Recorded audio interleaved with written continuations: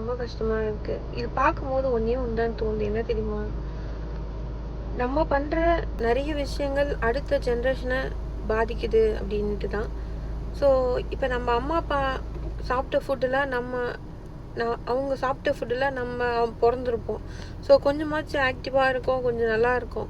இப்போ நம்ம சாப்பிட்ற ஃபுட்டு பார்த்துக்கோங்க, எல்லாத்துலேயுமே கலப்படம் தான். ஏதாச்சும் ஒன்று நேச்சுரலாக கிடைக்குதான்னு கேட்டால் யோசிக்கிற மாதிரி தான் இருக்கும். ஏதோ 1-2 சொல்லலாம். மற்றபடி எல்லாமே இங்கே கெமிக்கல் தான். அதெல்லாம் சாப்பிட்டு நம்ம மூலிமா ஒரு குழந்தை பிறக்குதுன்னா அது கண்டிப்பாக இந்த மாதிரி ஏதாவது ஒரு குறைபாடோட நோயோடு தான் பிறக்கும். ஏன்னா நம்ம சாப்பிட்ற ஃபுட்டு அப்படி.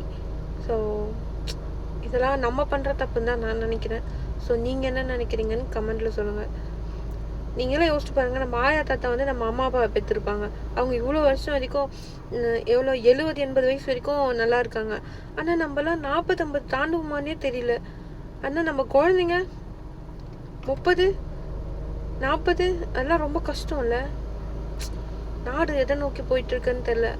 நாடு டெவலப் ஆகுது தவிர ஆனால் அங்கே எதுவுமே வந்து நேச்சுரலாகவும் கிடைக்கல, எதுவுமே நம்ம ஹெல்த்தியாகவும் சாப்பிட்றது இல்லை. எல்லாமே கெமிக்கல் தான். இப்போ புதுசாக ஏஐ வேறு.